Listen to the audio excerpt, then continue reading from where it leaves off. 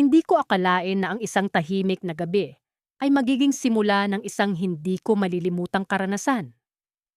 Ako si Manuel, at ako ang nagbabantay sa kalye mula sa aking maliit na tindahan. Madalas akong natutulog ng maaga, ngunit ngayong gabi ay tila may kakaibang puwersang bumabagabag sa akin.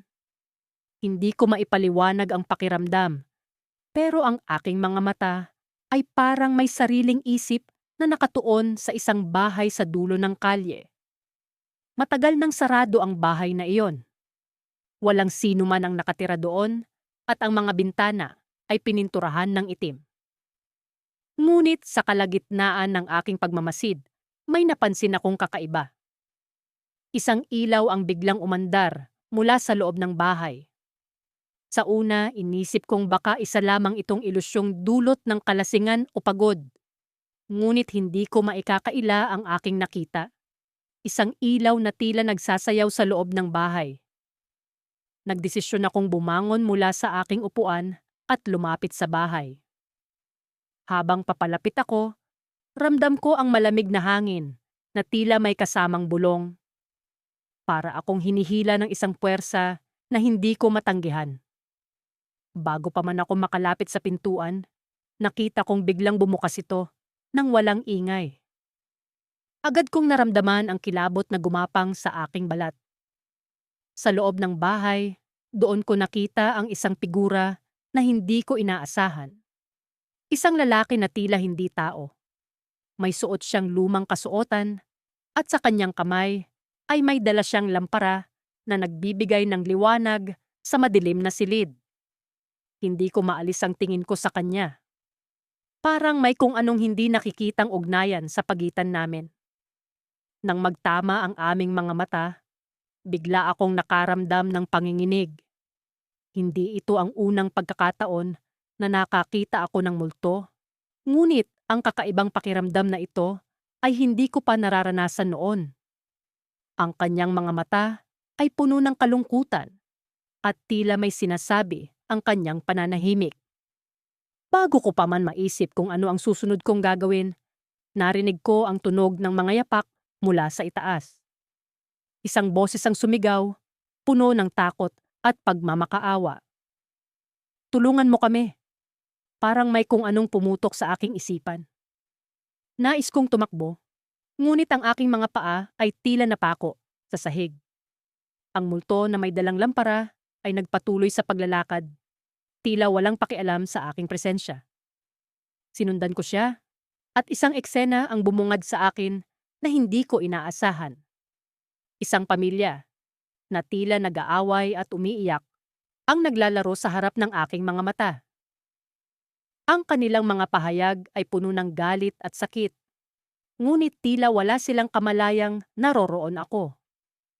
Habang pinagmamasdan ko ang nakakalungkot na senaryo, biglang naglaho ang multo. Naiwan akong nakatayo na puno ng tanong at kaba.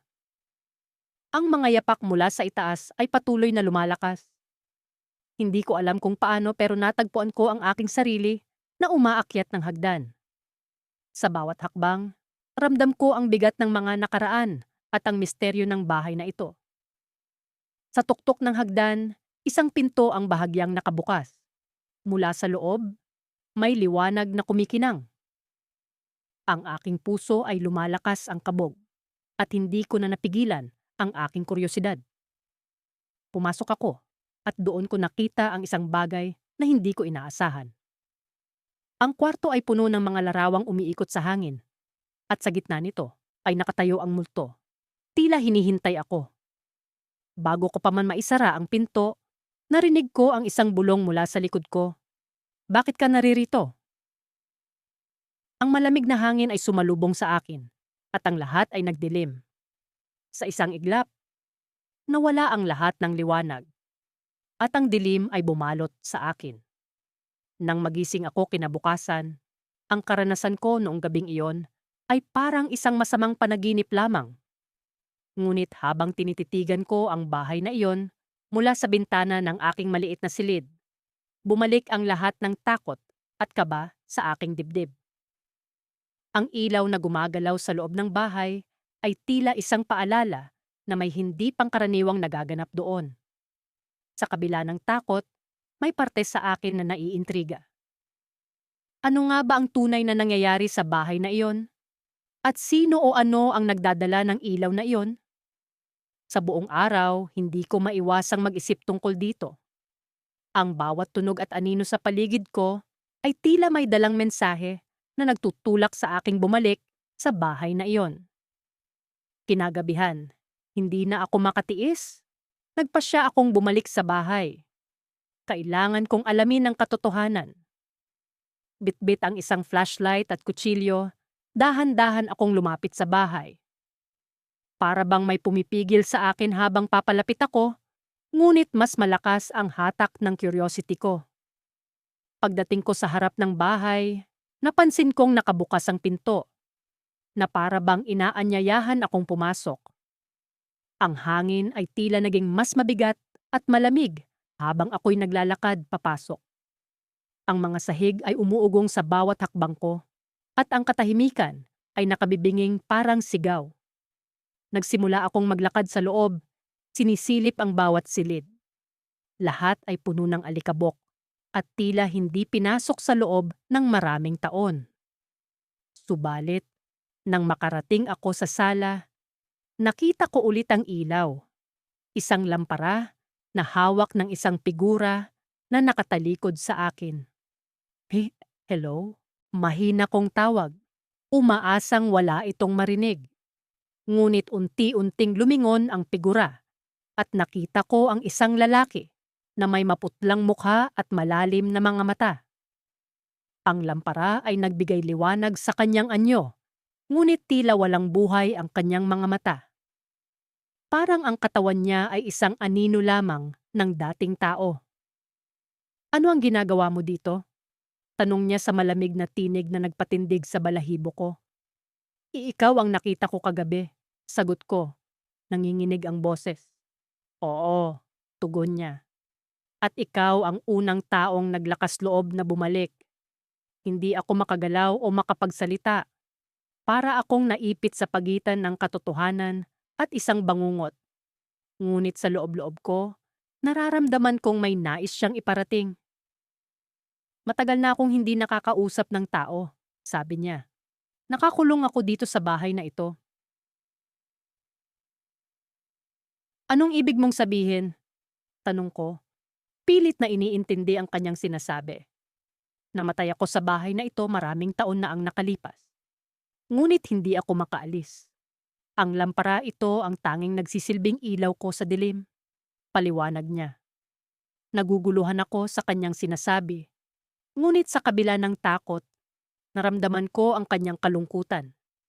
Paano kita matutulungan? Tanong ko, puno ng awa. Kailangan kong makahanap ng kapatawaran. Ang pagkamatay ko ay puno ng galit at hinanakit. Hanggang ngayon, dala-dala ko pa rin ito. Sagot niya, at nakita ko ang luha sa kanyang mga mata.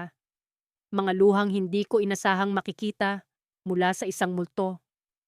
Nais kong tulungan siya, ngunit hindi ko alam kung paano. Ano ang maaari kong gawin? Tanong ko ulit. Bumalik ka bukas ng gabi, sagot niya. May ipapakita ako sa'yo. Nag-aalangan man, tumango ako. Lumabas ako ng bahay na parang lumilipad ang isip. Ang mga tanong ko ay mas dumami. Ngunit sa kabila nito, naramdaman ko ang isang kakaibang determinasyon. Pagdating ng sumunod na gabi, bumalik ako sa bahay. Ngunit sa pagkakataong ito, may dala akong kandila, bilang simbolo ng pag-asa at kapatawaran. Sa pagpasok ko, nakita ko ulit siya, hawak pa rin ang kanyang lampara. Ngumiti siya sa akin, at sa unang pagkakataon, nagpakita siya ng pasasalamat. Salamat sa pagbabalik, sabi niya. Nandito ako para tumulong, sagot ko, at inabot ko ang kandila. Ngunit bago pa man ako makalapit, biglang nagbago ang anyo ng bahay. Ang mga dingding ay nagkulay itim, at ang mga bintana ay biglang nagsara. Ang ilaw mula sa lampara niya ay naging mas maliwanag, at sa isang iglap nakita ko ang isang eksena mula sa nakaraan. Isang saksi sa kanyang huling oras, habang siya'y nakahiga sa sahig, duguan at nag-iisa. Ang kanyang mga mata ay puno ng puot, ngunit sa kabila nito, may natitirang pag-asa. At sa pagmulat niya sa akin ng eksenang iyon, bigla akong nagising sa aking kama. Tila ba isang panaginip lamang ang lahat? Ngunit hindi ito isang panaginip. Alam kong may nawawala at may dapat pang ipagpatuloy. Sa aking palad, mahigpit kong hawak ang kandila. Ang natatanging patunay na may higit pa sa mga mata ko ang nangyari noong gabing iyon. Sa mga nakaraang gabi, hindi pa rin nawala sa aking isipan ang mga pangyayari sa lumang bahay sa dulo ng aming kalye. Araw-araw, habang nagbabantay ako sa kalsada, paulit-ulit kong naiisip ang ilaw na umaandar sa loob nito. Isang gabing maliwanag ang buwan. Muli kong nasulyapan ang liwanag mula sa bintana ng bahay na iyon. Ito na naman, ang ilaw na tila nagbibigay babala o paanyaya. Hindi ko na matiis pa. Kailangan kong malaman kung ano ang tunay na nangyayari. Habang lumalapit ako sa bahay, naramdaman ko agad ang malamig na simoy ng hangin na parang bumabalot sa akin, isang pahiwatig na tila may hindi pangkaraniwang nagaganap. Huminto ako sandali sa tapat ng pintuan, nag-aalangan kung dapat ko bang ituloy ang balak ko. Pero ang kuryosidad ay mas malakas kaysa sa takot. Dahan-dahan kong itinulak ang pintuan. Gumuho ito na parang hindi na isalansan ng matagal. Pumasok ako sa loob. Ang loob ng bahay ay tila baga lumipas na sa kamay ng panahon. Ang amoy ng amag at alikabok ay nanunuot sa aking ilong. Sa kabila ng lahat ng ito, ang liwanag mula sa lampara ay patuloy na nagniningning sa itaas ng hagdan. Napansin ko rin ang mga yapak sa sahig na tila ba may humihila sa akin na sundan ito. Pumanhik ako sa hagdan, marahang hakbang. Bawat yapak ay naglilikha ng tunog ng pagkaluma. Nang makarating ako sa itaas, nakita ko ang isang silid na nakabukas. Mula doon, nagmumula ang liwanag. Sa pagpasok ko, nasilayan ko ang isang figura ng lalaki. Nakatalikod, hawak ang isang lampara. Walang anuman sa kanyang anyo ang mukhang makabago. Suot niya ang damit na angkop sa isang siglo na ang nakalilipas. Nang lumingon siya, doon ko napagtantong hindi siya isang ordinaryong tao. Ang kanyang mga mata ay tila mga bintana na nakatuon sa kawalan, ngunit puno ng kalungkutan. Sino ka? Tanong ko. Nanginginig ang boses. Hindi ko alam kung dapat ba akong tumakbo o makinig. Ako si Tomas, sagot niya. Ang boses ay mahina, ngunit malamig. Noong una, ako'y tagapagbantay ng bahay na ito. Subalit sa isang gabing madilim, may nangyaring hindi inaasahan. Habang kinukwento niya ang kanyang kasaysayan, unti-unti kong naintindihan ang kanyang kalagayan. Isa siyang tagapagbantay, tulad ko, na nagkaroon ng trahedya noong isang gabi ng kasagsagan ng bagyo. May mga magnanakaw na pumasok sa bahay na ito. Sa kanyang pagtatangka na ipagtanggol ang tahanan, nasawi siya sa isang aksidente. Simula noon, ang kanyang kaluluwa ay naipit sa bahay na ito. Hindi matahimik, hindi makaalis. Naghihintay ako ng tao na makakaintindi sa aking kalagayan, patuloy niya. Nais kong makahanap ng kapatawaran at katahimikan. Sa mga sandaling iyon, naramdaman ko ang bigat ng kanyang kalungkutan. At sa kabila ng takot, naroon ang simpatya. Ano ang maitutulong ko? Tanong ko. Alam kong ito na ang tamang pagkakataon para makatulong. May lihim sa bahay na ito, paliwanag ni Thomas. Isang lihim na nagdudugtong sa aking pagkamatay. Sa likod ng lumang aparador, sa ibabang palapag, may isang kahong naglalaman ng katotohanan. Kailangan mong buksan iyon upang mailabas ang aking kwento sa mundo. Muli akong bumaba, dala pa rin ang liwanag ng kanyang lampara. patungo sa nasabing aparador. Ang kaba ko'y hindi nawala, ngunit ang pagnanais na makatulong ay mas nangingibabaw. Nang mabuksan ko ang kahon, tumambad sa akin ang mga lumang dokumento at larawan na nagkukwento ng isang malaking sabwatan ng pagnanakaw at pagtataksil. Ang mga ito ang naging sanhi ng kanyang pagkamatay. Bumalik ako sa itaas, dala ang kahon. Ngunit sa aking pagdating, nawala na si Tomas. Ang lampara ay nakalapag na lamang sa sahig. Ang silid ay biglang lumamig at narinig ko ang isang bulong sa hangin. Salamat. Ngunit bago pa man ako makalabas ng bahay, bigla kong narinig ang yabag ng mga paa sa likuran ko. Paglingon ko, nakita ko ang mga aninong tila nagmamasid mula sa dilim. At sa isang iglap, unti-unting bumukas ang pinto ng aparador, naglalabas ng malamig na hangin na tila ba may iba pang misteryo na nais ilahad. Napatigil ako, hindi alam kung ano ang susunod na mangyayari. Ang mga aninong ito ba'y kaluluwa rin na hindi matahimik? At ano pa kaya ang nakatago sa bahay na ito? Sa kabila ng pag-alis ni Tomas, alam kong hindi pa ito ang katapusan. May mas malalim pang kwento sa likod ng mga aninong ito at kailangan ko itong tuklasin. Ang malamig na hangin ng gabi ay tila dumadaloy sa aking mga buto habang patuloy akong nakatayo sa gilid ng kalye. Pilit kong kinukumbinsi ang sarili na ang mga nakita ko sa saradong bahay kagabi ay bunga lamang ng aking pagod na imahinasyon. Ngunit kahit anong pilit kong isara ang aking isip, hindi ko maiwasang balik-balikan ang imahe ng ilaw na umaandar sa loob. Sa kabila ng takot at pag-aalinlangan, alam ko na kailangan kong bumalik. May kung anong puwersa ang humihila sa akin patungo doon, isang puwersang hindi ko maipaliwanag. Kaya heto ako ngayon, naglalakad muli patungo sa bahay na iyon. Dala ang isang maliit na flashlight na tila walang silbi sa kapal ng dilim. Pagdating ko sa harapan ng bahay, pansin ko ang tahimik na paligid. Ang mga puno ay tila nagbabantay at ang mga anino ay gumagalaw sa bawat hampas ng hangin.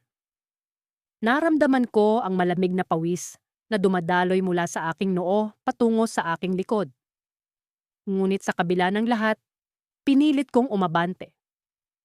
Pagpasok ko sa bakuran, bumungad sa akin ang mga lumang kasangkapan at ang mga dahon na kinakalawang sa lupa. Sa bawat yapak ko, tila may mga matang nakamasid. Hanggang sa marating ko ang pintuan, na sa hindi maipaliwanag na dahilan ay bahagyang nakabukas. Hawak ang aking flashlight, dahan-dahan kong binuksan ang pinto.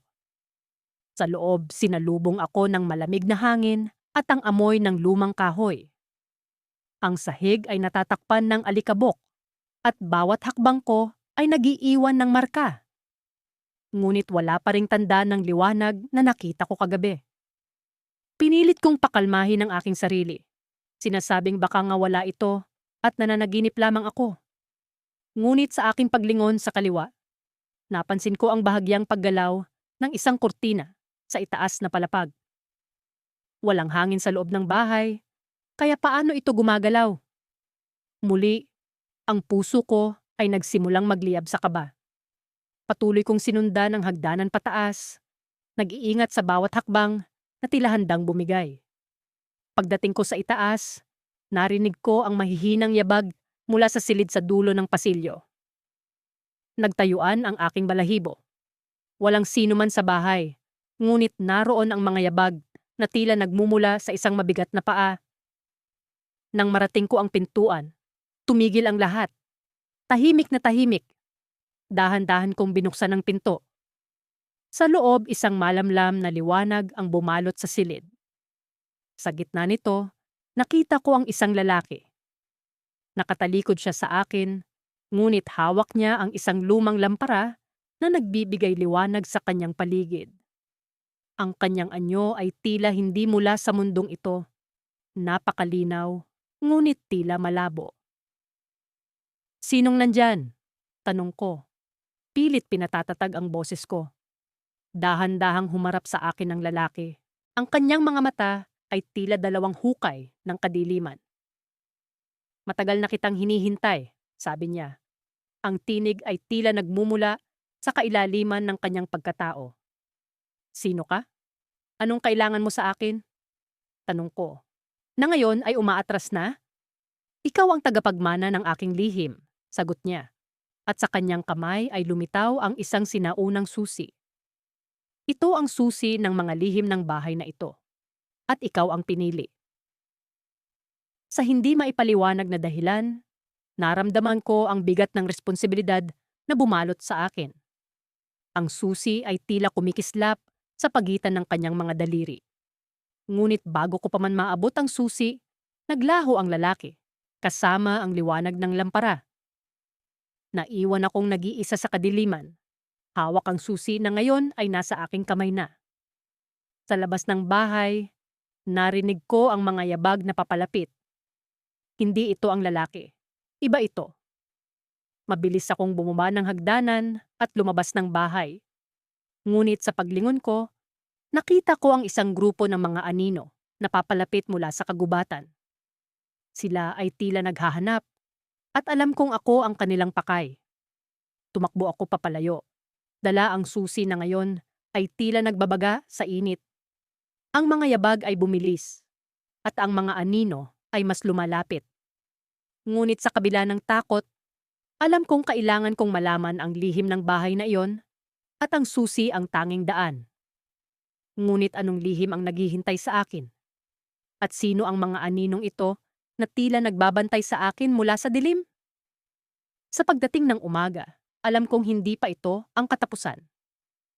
Bagkus, ito pa lamang ang simula ng mas malalim na misteryo at panganib na aking haharapin. Sa mga nakalipas na araw, tila ba hindi na ako makatulog ng maayos. Ang mga alaala ng mga nakita ko sa bahay na iyon ay parang pelikulang paulit-ulit na tumatakbo sa isip ko. Ang bawat tunog ng hangin na sumisipol sa bintana ay tila mga bulong na nanggagaling mula sa loob ng bahay na iyon. Pero hindi ko pa rin mapigilan ang sarili ko. Kailangan kong bumalik doon. Kailangan kong malaman kung ano ang ibig sabihin ng lahat ng ito. Gabi na nang muli kong lakarin ang daan patungo sa bahay. Tahimik ang paligid, tanging ang mga yabag ko lang ang naririnig sa bawat hakbang. Nakatayo pa rin ang bahay sa dulo ng kalye, tila ba nakatingin sa akin, inaanyayahan akong pumasok. Sa kabila ng kaba at takot na nararamdaman ko, may kung anong puwersa ang nagtutulak sa akin na lumapit. Pagbukas ko ng gate, bumungad sa akin ang madilim na hardin. Ang mga halaman ay tila mga aninong nakikipagsayawan sa liwanag ng buwan. Nang makarating ako sa pintuan, naramdaman ko ang malamig na hangin na tila ba gumuguhit sa aking balat. Huminga ako ng malalim at tuluyang pumasok. Sa loob, tanging ang mga lumang kasangkapan at ang mga alikabok na kumakapit sa bawat sulok ang bumati sa akin. Pero hindi iyon ang nagpatayo ng balahibo ko. Sa gitna ng sala, muli kong nakita ang ilaw ng lampara.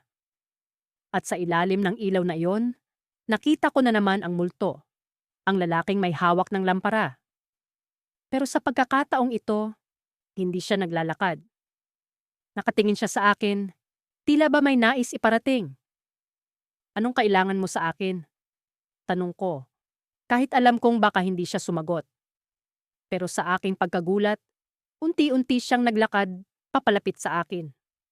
Ang kanyang mga yapak ay hindi nagiiwan ng tunog, parang hangin na dumadampi sa lupa. Habang papalapit siya, naramdaman ko ang malamig na simoy na tila ba nanggagaling mismo sa kanyang katawan. Nang magkalapit na kami, inilapit niya ang lampara sa aking mukha. Sa liwanag nito, nakita ko ang kanyang mga mata.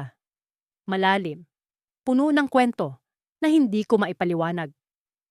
At sa isang iglap, parang may pumasok sa isipan ko. Isang imahe ng isang batang babae na umiiyak sa isang sulok ng madilim na silid. Ipinikit ko ang aking mga mata at nang buksan kong muli, Wala na ang multo. Tanging ang lampara na lang ang naiwan sa aking harapan. Patuloy na nagliliwanag. Kinuha ko ito at sinundan ang liwanag na tila may nais ipakita sa akin. Naglakad ako patungo sa hagdanan. Dahan-dahan akong umakyat, habang ang liwanag ng lampara ay nagiging gabay ko. Sa ikalawang palapag, natagpuan ko ang pintuan ng isang kwarto na bahagyang nakabukas. Dahan-dahan kong itulak ang pinto at bumungad sa akin ang isang silid na puno ng mga lumang laruan at damit pambata. Sa sulok ng kwarto, nakita ko ang isang lumang kahon. Niyapos ito ng lampara at sa liwanag nito, nakita ko ang pangalan ng batang babae na nasa isip ko kanina. Binuksan ko ang kahon at tumambad sa akin ang mga litrato ng isang masayang pamilya. Ang batang babae na umiiyak sa aking alaala ay masaya sa mga litrato na kasama ang kanyang mga magulang. Pero sa isa sa mga litrato, nakita ko ang lalaking hawak ang lampara. Siya ang ama ng bata. Habang tinititigan ko ang mga litrato, biglang kumulog at tila ba ang buong bahay ay yumanig. Naramdaman ko ang panginginig ng sahig at sa isang iglap, narinig ko ang mga yabag na nagmamadaling papalapit sa akin. Muli kong nakita ang anino ng lalaki sa pintuan, pero sa pagkakataong ito, hindi siya nag-iisa. Kasama niya ang batang babae, hawak ang kanyang kamay. Lumingon ang lalaki sa akin, may luha sa kanyang mga mata. Naramdaman ko ang kanyang pighati, ang kanyang pangungulila, at sa isang iglap, nawala silang mag-ama. Iniwan ang lampara na unti-unting namatay ang liwanag. Tumayo ako, dala ang bigat ng aking natuklasan. Ang bahay na ito ay hindi lamang isang abandonadong gusali. Isa itong tahanan ng mga kaluluwang hindi mapakali. At sa gitna ng katahimikan, narinig ko ang isang bulong, isang boses na nagsasabing, "Salamat." Ngunit sa pagbagsak ng huling patak ng ulan, may isa pang boses akong narinig mula sa ibaba. Isang boses na hindi ko na sana narinig. "Hindi pa ito tapos," sabi ng boses. "May isa pang lihim na hindi mo pa natutuklasan." At sa pagdampi ng malamig na hangin, alam kong hindi pa rito nagtatapos ang aking kwento. Sa mga nakaraang gabi, ang aking pagkatao ay unti-unting nilamon ng takot at pag-usisa. Ang mahiwagang ilaw na umaandar sa loob ng bahay na matagal nang walang naninirahan ay tila isang sumpang bumabalot sa aking isipan. Sa kabila ng malamig na simoy ng hangin at mga anino ng gabi, ako'y patuloy na nagbabantay sa kalye. Hindi makatulog sa pag-aabang sa susunod na paglitaw ng nakakatakot na liwanag. Noong gabing iyon, tila walang kaibahan sa mga nauna.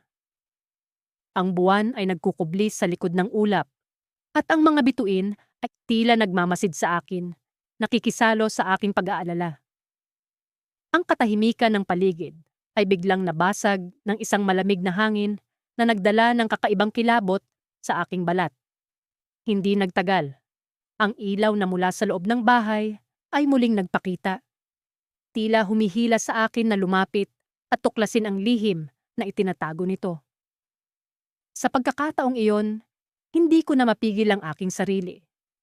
Ang aking mga paa ay nagsimulang gumalaw, papalapit sa bahay na tila may sariling isip. Ang bawat hakbang ay puno ng kaba at pag-aalinlangan, ngunit ang kuryosidad ay nanaig. Habang papalapit ako, ang ilaw ay tila nagiging mas maliwanag. Sinasabayan ng malamig na ihip ng hangin na tila isang bulong mula sa nakaraan.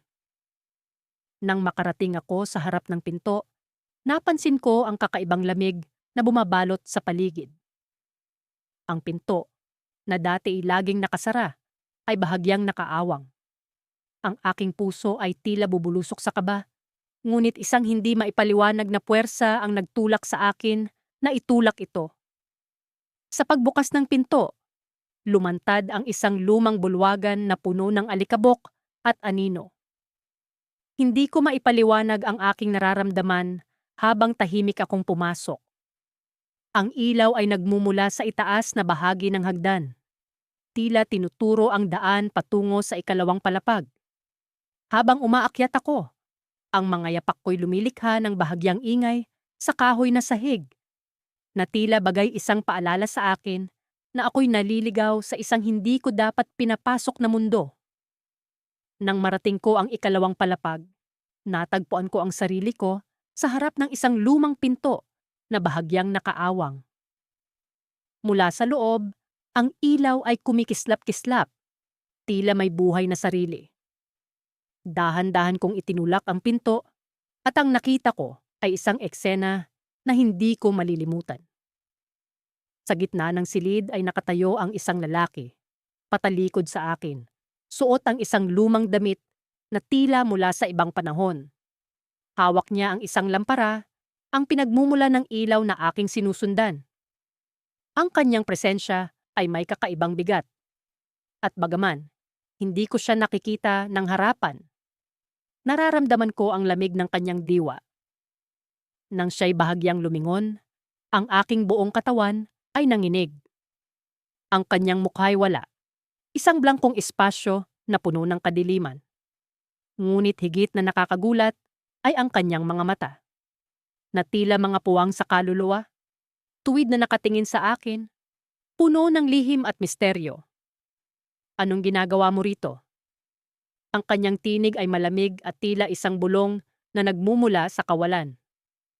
Hindi ko mahanap ang aking pananalita. Ang takot at pagkabigla ay nagpatigil sa aking mga labi. Sa halip na sumagot, ako'y umatras. Ngunit bago ko pa man maisara ang pinto, ay naramdaman ko ang kanyang presensya na unti-unting lumalapit. Hindi ito lugar para sa'yo. Ang kanyang tinig ay naging mas malakas, puno ng puwersa at babala. Sa aking pagkataranta, ako'y bumalikwas at nagmamadaling bumaba ng hagdan. Ang aking mga paa ay tila nawalan ng lakas, ngunit ang takot ang nagtulak sa akin na makalabas mula sa bahay. Nang ako'y nasa labas na, muli kong nilingon ang bahay. Ang ilaw ay nawala na, at ang tanging naiwan ay ang malamlam na anino ng nakaraan.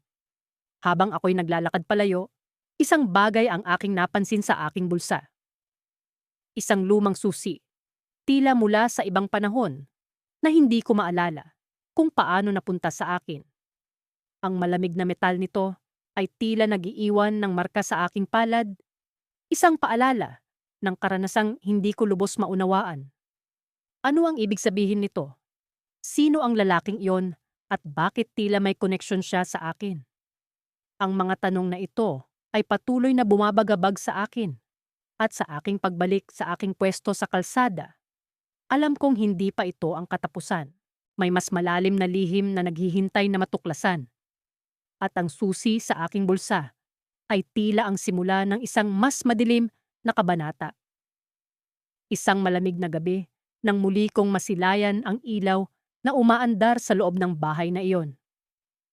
Ako'y naupo sa lumang bangko, sa gilid ng kalsada, tahimik na nagmamasid mula sa ilalim ng aking makapal na jacket. Walang ibang tunog kundi ang mahihinang ugong ng hangin na tila may ibinubulong sa akin. Ang bahay ay nakatayo pa ring tila nagmamasid din sa akin, parang may lihim na nais ipahayag. Nagsimula akong magmuni-muni tungkol sa mga nakalipas na gabi. Ang mga pag-ikot ng ilaw na iyon ay naging bahagi na ng aking pang-araw-araw na buhay. Parang isang ritual, palaging sa parehong oras at sa parehong paraan. Ngunit sa gabing ito, kakaiba ang pakiramdam ko. Parang may kung anong pagbabago sa hangin, isang hindi maipaliwanag na enerhiya ang bumabalot sa paligid. Habang patuloy kong pinagmamasdan ang bahay, biglang nagbukas ang pinto nito. Isang malamlam na liwanag ang lumabas mula sa loob, na tila umaanyaya sa akin pumasok. Hindi ko alam kung ano ang nagtulak sa akin, ngunit ang aking mga paa ay kusang nagsimula nang maglakad patungo sa bahay. Isang boses sa aking isipan ang nagsasabing dapat akong umatras. ngunit hindi ko ito pinakinggan. Pagdating ko sa pintuan, nakita ko ang multo. Ang kanyang anyo ay manipis at aninag. Tila yari sa usok na may dalang lampara sa kanyang kanang kamay. Ang kanyang mga mata ay tila nagtatanong, puno ng kalungkutan at pangungulila. Sa kabila ng takot na bumabalot sa aking puso, naramdaman ko rin ang isang hindi maipaliwanag na koneksyon sa nilalang na ito. Anong kailangan mo? Tanong ko, pilit na pinapakalma ang nanginginig kong boses. Hindi siya sumagot. Sa halip itinuro niya ang lampara sa isang direksyon. Tila may nais ipakita sa akin. Nag-atubili akong sumunod. Ngunit parang may puwersang nagtutulak sa akin na sundan siya. Pumasok ako sa bahay at ang malamig na hangin ay agad na bumalot sa akin. Ang mga dingding ay puno ng alikabok at mga anino at ang bawat hakbang ko ay may kasamang tunog ng mga lumang tabla na naglalampasakan. Nakarating kami sa isang lumang silid at doon ko nakita ang isang lumang aparador na natatakpan ng telang may mga burda. Itinuro ng multo ang aparador at dahan-dahan kong binuksan ang mga pintuan nito. Sa loob may nakita akong isang lumang larawan. Ang larawan ay ng isang pamilya, masaya at puno ng buhay. Ngunit ang pinakamahalaga ay ang batang lalaki sa gitna nila. Nahawak ang kamay ng isang lalaking kilalang-kilala ko, ang sarili kong lolo. Hindi ako makapaniwala sa aking nakita. Bakit narito ang larawan ng aking lolo sa bahay na ito? Anong koneksyon meron siya sa lugar na ito at sa multong ito na tila nag-aantay sa akin? Dahan-dahang lumapit ang multo at itinutok ang kanyang lampara sa larawan at sa puntong iyon, naramdaman ko ang isang matinding kilabot na dumaloy sa aking katawan. Biglang nagbago ang larawan sa aking harapan. Ang mga mukha ng mga tao sa larawan ay unti-unting nabubura, maliban sa mukha ng batang lalaki. Sa likod ng larawan ay may nakasulat na mga salitang parang mga ukit ng kuko sa kahoy. Hanapin mo ang katotohanan. Isang malakas na hangin ang bumalot sa akin at nang ako'y magmulat, nawala na ang multo. Ako'y naiwan sa silid na puno ng mga tanong at walang kasagutan. Ano ang ibig sabihin ng mga salitang iyon? At bakit tila may koneksyon ang aking pamilya sa bahay na ito? Sa aking paglabas mula sa lumang bahay, ang gabi ay tila mas madilim kaysa dati. Ang mga bituin ay parang nanonood mula sa kalangitan at ang lamig ng hangin ay tila may dalang babala. Alam kong hindi ito ang katapusan. May bahagi pa ng kwentong ito na kailangan kong tuklasin. Ngunit sa ngayon, ang tanging bagay na malinaw ay ang hindi ko na maibabalik ang dati kong buhay. Ako ay ngayon bahagi na ng isang misteryo na tila nakaugat na sa aking pagkatao. At habang ako'y naglalakad palayo, ang mga anino ng nakaraan ay patuloy na sumusunod sa akin. Nagbubulong ng mga lihim na hindi ko pa nauunawaan. Sa paglipas ng mga araw, mula nang una kong makita ang ilaw na umaandar sa loob ng saradong bahay, hindi ako mapakali. Ang mga gabi ko ay naging tila bangungot na walang katapusan. At ang bawat tunog ng lampara na tila humahampas sa pader ng aking isipan ay nagdudulot ng kilabot sa akin. Ang mga bulong ng hangin ay tila may dalang lihim na hindi ko maintindihan. Ngunit ngayong gabi, nararamdaman kong may kakaibang mangyayari. Habang binabagtas ko ang madilim na kalye, hindi ko maiwasang mapatingin muli sa bahay na yon. Ang bahay na dati walang buhay ay tila nagkaroon ng sariling diwa. Nakabukas muli ang mga ilaw at ang malamlam na sinag nito ay tila nang aakit sa akin na pumasok. Hindi ko alam kung anong puwersa ang nagtutulak sa akin, ngunit bago ko pa man namalayan, nasa harap na ako ng pintuan ng bahay. Ang pinto ay bahagyang nakabukas at sa kabila nito ay ang malamig na dilim. Ang paghinga ko ay naging mabigat at ang aking mga kamay ay nangangatog. habang dahan-dahan kong itinulak ang pinto upang ito'y bumukas ng tuluyan. Ang sahig ay lumang kahoy na naglalabas ng mumunting tunog sa bawat hakbang ko. Ang amoy ng alikabok at lumang papel ay sumalubong sa akin at ang mga anino sa paligid ay tila nagmamasid. Sa dulo ng pasilyo, nakita ko ang multo. Isang lalaking nakasuot ng lumang kasuotan. May hawak na lampara na nagbibigay ng kakaibang liwanag. Ang kanyang mga mata ay tila tumatago sa akin, puno ng kalungkutan at bagay na hindi ko maintindihan. Hindi siya gumalaw, ngunit ang presensya niya ay napakabigat. "Anong ginagawa mo rito?" tanong ko, kahit alam kong hindi siya sasagot. Ngunit sa aking gulat, bahagyang bumuka ang kanyang bibig. "Hindi ko mahanap ang daan," sagot niya. Ang boses ay parang bulong ng hangin sa kalagitnaan ng gabi. Tulong. Kinilabutan ako.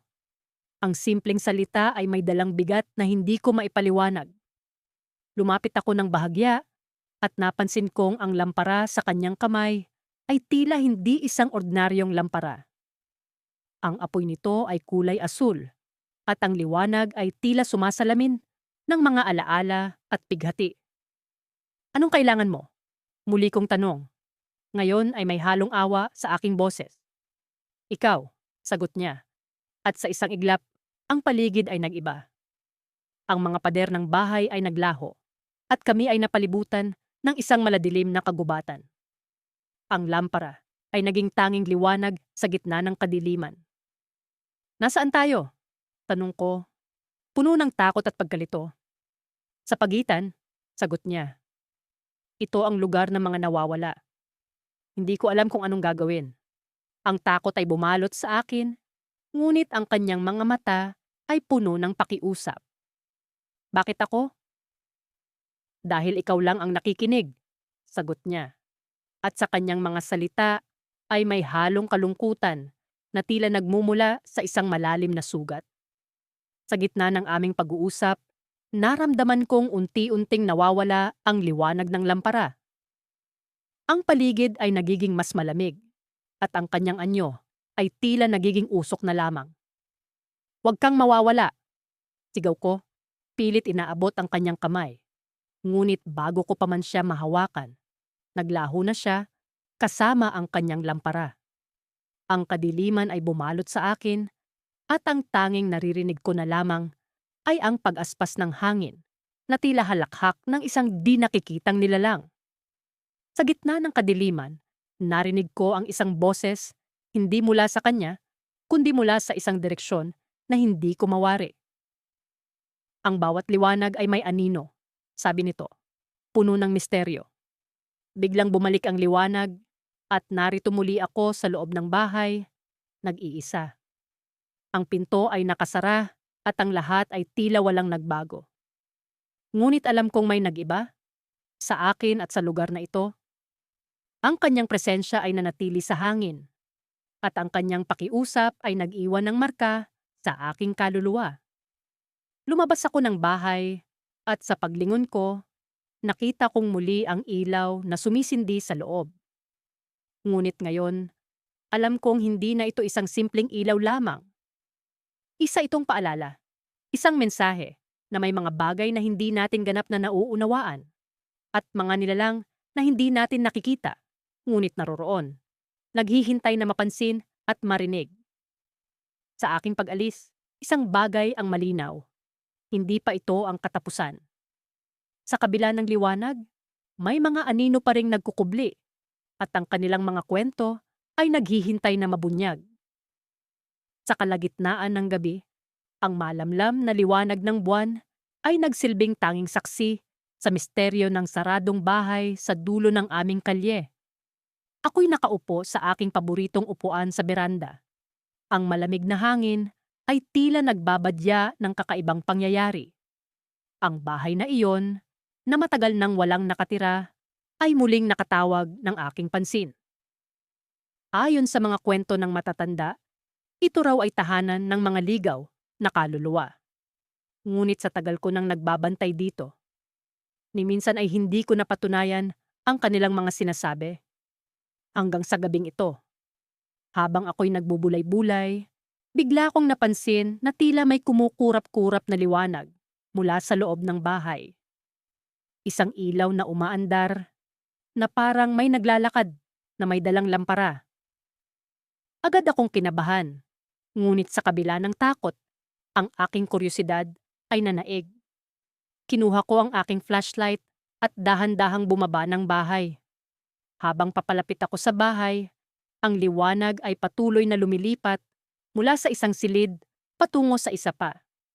Ang aking mga hakbang ay nag-alinlangan, ngunit hindi ko maalis ang aking mga mata sa liwanag na tila nag-aanyaya.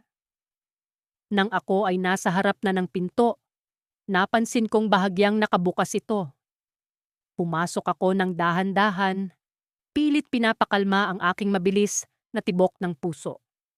Sa loob, ang dilim ay bumabalot sa lahat ng sulok, maliban sa liwanag na nagmumula sa ikalawang palapag. Umakyat ako sa hagdanan, bawat hakbang ay naglalabas ng mahinang tunog na tila alingawngaw ng mga nakaraan.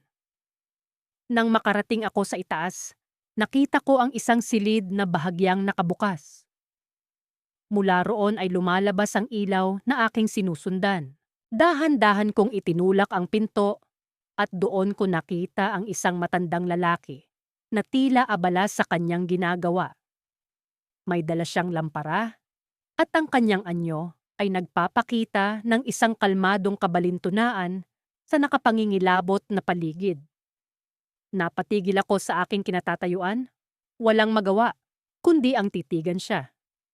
Bigla siyang lumingon sa akin, ang kanyang mga mata ay tila tumagos sa aking kaluluwa. "Ikaw ba ay nagmamasid sa akin?" tanong niya. Ang kanyang tinig ay malamig na parang hangin ng Disyembre. Hindi ako makapagsalita. Parang may kung anong bumabara sa aking lalamunan at ang aking katawan ay hindi makagalaw. Tahimik akong tumango.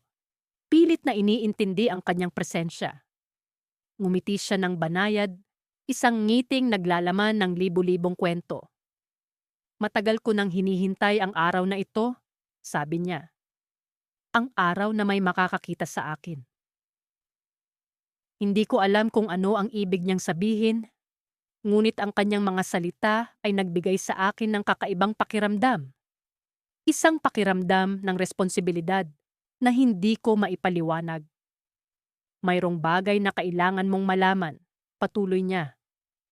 "Ang bahay na ito ay may lihim na matagal nang nakatago. At ikaw ang napili upang ito ay muling buksan." Ang mga pahayag niya ay nagpasiklab ng aking kuryosidad. Ngunit bago ko pa siya matanong, ang ilaw mula sa lampara ay biglang lumakas. Naglaho ang kanyang anyo. Ako'y napapikit, at nang ako'y muling dumilat, ang silid ay muling nabalot ng dilim. Naiwan akong nag-iisa, puno ng mga tanong na umiikot sa aking isipan. Sino ang matandang iyon? Ano ang kanyang ibig sabihin sa lihim ng bahay na ito? Sa aking paglabas, naramdaman ko ang bigat ng hindi ko maipaliwanag na tungkulin. Parang may puwersang nagtutulak sa akin na balikan ang bahay na iyon. Nahanapin ang katotohanan sa likod ng misteryo. Ngunit bago pa man ako makapagdesisyon, narinig ko ang mga yabag sa likuran. Lumingon ako, at sa dilim ng gabi, nakita ko ang isang anino na papalapit. Ang anyo nito ay pamilyar, parang ako. At doon ko napagtanto na ang tunay na misteryo ay hindi ang bahay, kundi ang pagkatao ko mismo. Sino nga ba talaga ako? Bakit tila may bahagi ng aking nakaraan na hindi ko maalala?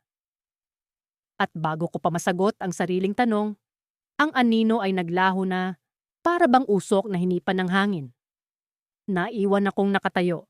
May takot ngunit may bagong pag-asa. Alam kong ang kwento ay hindi pa tapos at ang susunod na kabanata ay nag-aantay na aking tuklasin. Sa mga nakaraang gabi, hindi na ako mapakali sa tuwing sumasapit ang dilim. Ako si Ramon, at ako ang nagbabantay sa kalye sa aming barangay. Ang trabaho ko ay simple lamang. Tiyakin ang seguridad at kapayapaan sa gabi. Ngunit simula nang mapansin ko ang kakaibang ilaw na umaandar sa loob ng isang bahay na matagal nang walang nakatira, nabago ang lahat. Ang bahay na iyon ay nasa dulo ng kalye, malapit sa isang lumang puno ng akasya. Maraming kwento ang umiikot tungkol sa dating may-ari nito, na sinasabing nagpakamatay sa loob ng bahay. Ngunit hindi ako naniniwala sa mga multo. O hindi ako naniniwala noon. Ngunit sa tuwing mapapadpad ako, malapit doon sa gabi, may nakikita akong ilaw na kumikislap mula sa mga saradong bintana ng bahay. Para bang may naglalakad sa loob, dala ang isang lampara. Ang ilaw ay hindi malamlam o mahina. Ito ay maliwanag, sapat upang makita mula sa kalye. Isang gabi, nagdesisyon akong alamin kung ano ang nangyayari. Dahan-dahan akong lumapit sa bahay, dala ang aking flashlight at batuta. Hindi ko alam kung ano ang aasahan, pero alam kong kailangan kong malaman ang totoo. Habang papalapit ako, naramdaman kong lumalamig ang paligid. Ang simoy ng hangin ay tila may dalang bulong ng mga di maipaliwanag na tinig. Nang marating ko ang pintuan, dahan-dahan kong pinihit ang seradura. Laking gulat ko nang bumukas ito nang walang kahirap-hirap. Parang kanina pa ito naghihintay na ako'y pumasok. Ang loob ng bahay ay puno ng alikabok at amoy ng lumang kahoy. Ngunit higit sa lahat, ang ilaw na aking sinusundan ay andoon, tahimik na umaandar sa sala. Sa liwanag nito, kitang-kita ko ang hugis ng isang lalaki. Nakatalikod sa akin, hawak ang isang lampara. "Hoy, sino ka?" Ang pasigaw kong tanong, ngunit walang sagot. Sa halip dahan-dahan siyang lumakad papasok sa isa pang silid, tila wala akong presensya. Sinundan ko siya, ang puso ko'y kumakabog sa kaba at takot.